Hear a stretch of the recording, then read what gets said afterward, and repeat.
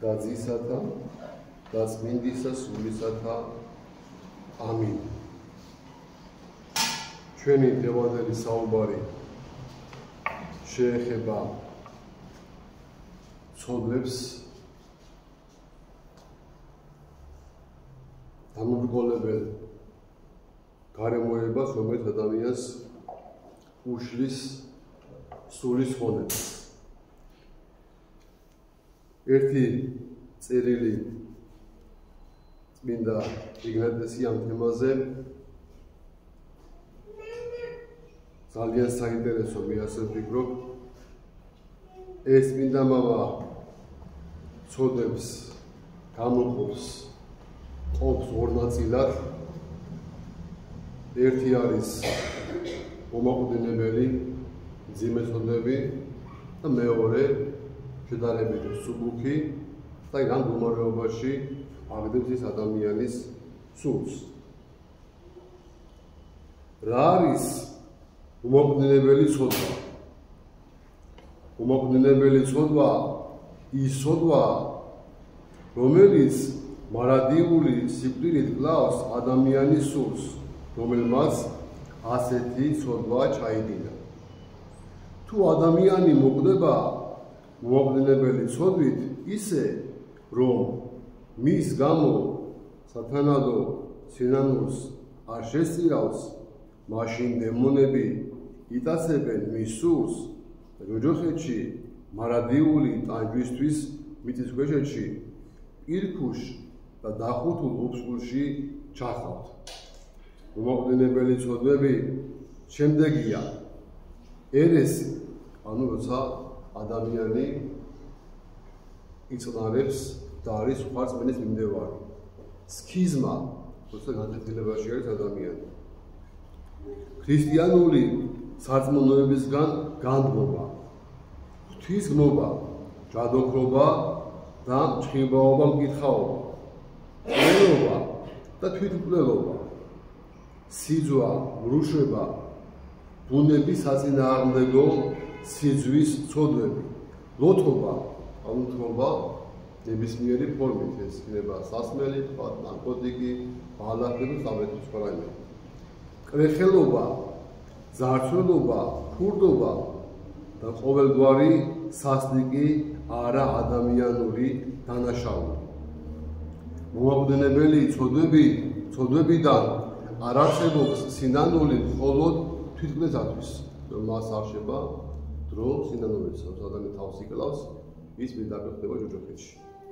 ხოლო სხვა მომაკვდინებელი ცოდვები დაცემული კაცობრიობისადმი ღვთის დიდი გამოუთქმელი მოწყალებით სინანულით იგურდება. მომაკვდინებელი ცოდვის მონანიება ნიშნავს სულიერი მამის წინაშე ცოდვის აღიარებას, მისგან სასჯელის მიღებას და მომავალში ამ ცოდვის განუმეორებლობას. მაგრამ რამდენ ვინმეს, ვინც სასიკვდილო ცოდვაში ჩავარდა, არ ქონია ცოდვის მონანიების შესაძლებლობა. მავანი ღვინით დათვრა და მისი სული სხეულს ამ მდგომარეობაში გაიყარა, ანუ მას არ დარჩა დრო სინანულისა. სხვამ ქურდობა და ძარცვა გაბედა და ღვთის რისხვამ ორ მოქმედებისას განგმირა. ერიდეთ ძმებო მომაკვდინებელ ცოდვებს. გიმეორებთ, მომაკვდინებელი ცოდვა სულს კლავს. თუ ვინმე სასიკვდილო ცოდვით მოკვდება, ისე რომ ვერ მოასწრებს მის მონანიებას, მისი სული ჯოჯოხეთში მიდის, მას გადარჩენის არავითარი იმედი არ აქვს. იყო ასეთი მძიმე ფაქტი, გოგონამ იმრუშა, ის აფეხმძიმდა, მას სურდა რომ ეს კვალი დაემალა, წავიდა ექიმთან, ჭყალებში ექიმთან, წავიდა მკვლელთან რომ მას აბორტი გაეკეთებინა და ის აბორტს გადაყვა. ან ძირე ფაქტი მოხდა. აი ამ შემთხვევაში ადამიანს აღარ რჩება დრო სინანულის. მას სიკვდილა მოუწევს ცოდვაში და გადის მძიმე ცოდვა. ადამიანი თქვა ნარკოტიკს მიეძალა, მოხდა თქვა გადაჭარბება დოზის და გავიდა ამ ცოდვით. მას არ რჩება დრო სინანულისა. რას ნიშნავს ცოდვები, რომლებიც მომაკვდინებელი არ არის? ეს არის ცოდვები ფიქრით, სიტყვით და საქმით, გაცნობიერებული და გაუცნობიერებელი, რომლებიც სურს კი არ კლავს, არამედ მხოლოდ მეტნაკლებად წყლავს. ეს ცოდვები წმინდანებისათვის კი უცხო არ იყო, მაგრამ წმინდანები ყურადღებით არიან საკუთარი თავის მიმართ და როგორც კი შეამჩნევენ იმ ცოდვას, რომლისკენაც მათ საერთო ადამიანურმა უძლურებამ გაიტაცა, მას მაშინვე სინანულით ურნავენ. თუ სულის სხეულთან გაყრა იმ დროს მოხდა, როცა ადამიანს ჯერ არ მოუსწრია სინანულით ჩამოერეცხა თავისი არა მომაკვდინებელი ცოდვები, მაშინ ამ ცოდვების გამო სულ ჯოჯოხეთში არ ჩადის. სამოთხისკენ იმავალ გზაზე ჰაერში მასზე დაშვებულია ბოროტის სულებისგან ტანჯვა, რომელთა თანამონაწილეობითაც ადამიანები ცოდვებს შადიან და მას კეთილი საქმეებით ცოდვების გამოსყიდვის შესაძლებლობა ეძლევა. საუბარია საზვერეებზე, ადამიანი გადის საზვერეებს, თუ მას არ აქვს მძიმე ცოდვა, აი ამ საზვერეებში ხდება მისი ერთგვარი განჯა. თუ მას აქვს კეთილი საქმეები, ის წონის თავის აი ამ მცირე ცოდვებს. თუ სულს აქვს საკმარისი კეთილი საქმეები, განსაკუთრებით თუ მიწიერ ცხოვრების დროს იგი ბევრ მოწყალებას გასცემდა, მაშინ იგი ამ მოწყალებით და სხვა კეთილი საქმეებით ცოდვებს გამოისყიდის. მას ზეცის ბჭენი იხსნება და ზესაში მარადიული განსვენებისა და სიხარულისთვის მიდის. მაგრამ ხდება ისე, რომ სულს იმდენად ბევრი არა მომაკვდინებელი ცოდვა და იმდენად ცოტა სათნოებები აქვს, რომ მრავალი არა მომაკვდინებელი ცოდვის გამო ოჯოხეთში ჩადის. წმინდა მამები მომაკვდინებელი ცოდვას მძიმე ქვას ადარებენ.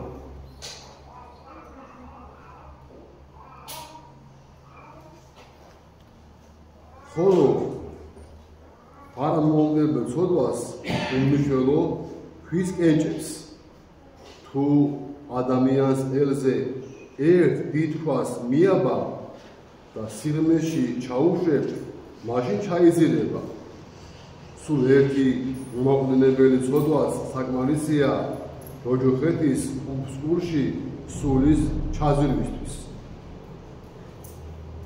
გამოდენიმე კენჭი კი თითქმის არავითარი თვირთი არ არის. ღვთის წმინდანებშიც არა მომაკვდინებელი ცოდვა მუდმივი თვით დაკვირვებითა და მუდმივი მონანიებით პეტრად შემცირებული და წვრილმანცეული მათ მოვარდიულ ხვებზე თითქმის არავითარ გავლენას არ ახდენს, მაგრამ იგივე არა მომაკვდინებელი ცოდვა იმ სულებში, რომლებიც მიწიერ საზრუნავებს, განსაკუთრებით კი მიწიერ გასართობებს მისდევენ, უჩვეულო წონას იწეს. სასიკვდილო ცოდვას უთანაბრდება დაწყეულ სულს ოჯოხეთში მიათრებს. მაგალითად, თუ ვინმე თქვა სახასილო ან თუნდაც უხამსი სიტყვა და შემდეგ მოინანია, მისი ეს ცოდვა საპატიოა. ხოლო თუ ვინმე გამუდმებით წარმოთქვამს სასაზილო, კრეხელურ და თუნდაც სალანძღავ სიტყვებს, მას თავისი გამუდმებული უქმი მეტყველებისა და ბირთვით ყვაობისთვის იოლად შეიძლება იწიოს ჯოჯოხეთის მარტივულ ტანჯას. არა მოუხმებელი ცოდვა თავიანთი სიმრავლით შეიძლება სულს ისეთივე დაღუპვა მოუტანოს, როგორც მისთვის უმოყრდენებელი ცოდვას მოაქვს. მაგალითად, ისერზე მიბულმა წვრილმა კენჭემის სახელო, მაგრამ ადამიანი შეიძლება ისევე იოლად ჩაძიროს, როგორც ყელზე მიბულმა ძნებმა.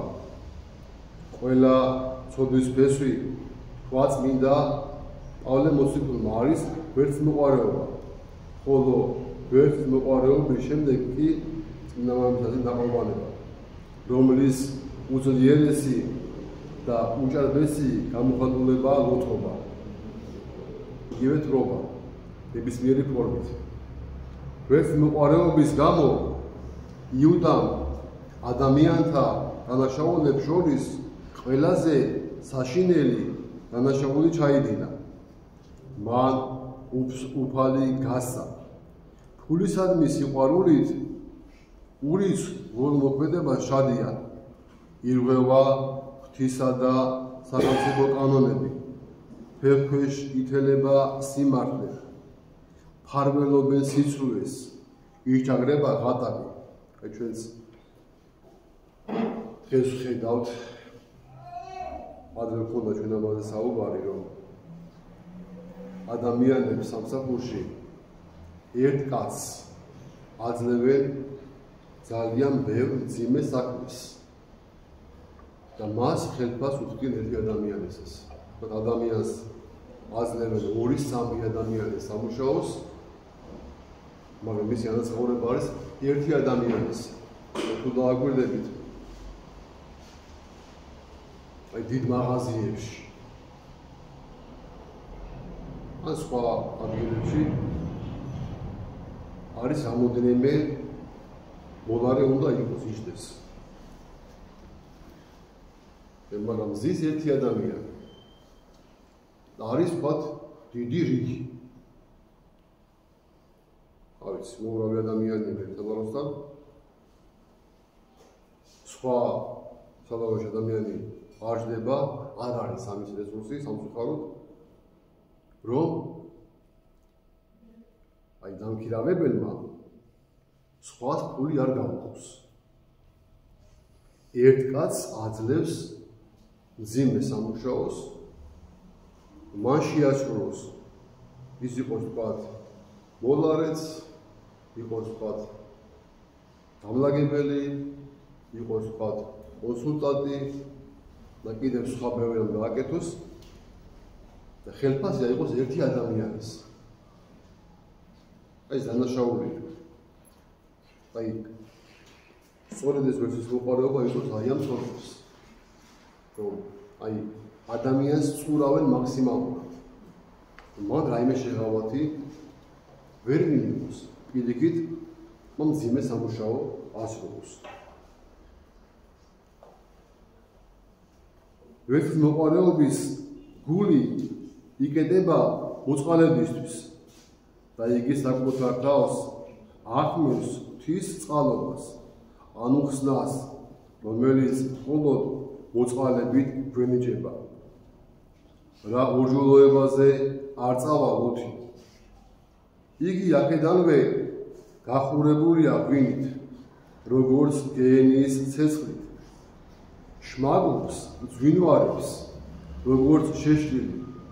იგი მზად არის მრუშობისთვის, მზად არის დავისთვის, ჩხუბისთვის, ძარცვისთვის, ყველობისთვის. ლოთობით შეპყრობილს ყველა ორმოქმედება იოლი ეჩვენება. ამ ყველაფრის მიუხედავად მისი ორმოქმედება ვერ შეიძლება ვერთმოყვარეობას, რომლის ორმოქმედებებიც გააზრებულია, დაფარულია სიმართლის ნიღბით, შორს მხედველია, სატანური მზაკვრობით არის გაჟღენთილი და აღსავსე, ხშირად უდიდესი გაქანებითა და მნიშვნელობით მოქმედებს. მთელი ხალხების კეთილდღეობას არხებს და ძირს უთვლის. უსაფუძვლოდ როდი ამბობს წმინდა სახარება, რომ ვერც მოყარე იუდაში მისი მიჯოჯოხეთურ განზრახვებში დასახმარებლად და სახელმწიფოდ შევიდა ეშმაკი. ძმებო, ვეცადოთ ღვთისმოსავი ცხოვრებით თავიდან ავიცილოთ ჯოჯოხეთის სასტიკი ტანჯვა და ცათა სასუფეველი დავიმკვიდროთ. ვინც თქვენ შორის აქამდე ღვთისათნოდ იცხოვრა, მან ასეთი ცხოვრება განაგზოს. ვინც აქამდე საკუთარ თავს ცოდვილი ცხოვრების უფლებას აძლევდა, მოინანიოს და ამ იერიდან სათნო ცხოვრება დაიწყოს. ცხოველ ვარ მე, იტყვის უფალი და არა ვნებავს მე სიკვდილი უღმრთოისა, არამედ მოქცევა უღმრთოისა მის გზისაგან თვისისა და ცხოვრება მისი. ამინ. აი მოკლედ ცოდვების შესახებ პატარა რეზიუმე გავუკეთოთ. წმინდა მამამ დაყო ორ ნაწილად ცოდვები. არის მძიმე, მოკლენებელი ცოდვები და შედარებით მსუბუქი, თუმცა ორივე ჭირდება სინანული. თუ ადამიანს მოუსწრო სიმეცნიერში სიბრიმა, ის დაღუპულია და მას ხონების შანსი აღარ რჩება, მან ვერ მოასწრო გამოხატა სინანულისა. თუ ადამიანი გადის მცირე ცოდვებით, მას შეიძლება ეპატიოს კეთილის საქმეების გამო, რომელიც მან ჩაიდინა ცხოვრებაში და მოწყალება განსაკუთრებით. ამიტომ ჩვენ რა თქმა უნდა გვჭირდება სინანული და კეთილის საქმეები, რომელიც ჩვენი სულის ხონება ვთხოვოთ და ღმერთმა ამისი უნარი მოგცეს ჩვენ, რომ ჩვენი ცხოვრებით, კეთილის საქმეებით, მისი მოწყალებით პირველ რიგში ადამიანმა სულის ხონება მიიღოს. ღმერთმა დაგლოცოთ, ღმერთმა დაგვრჩოთ.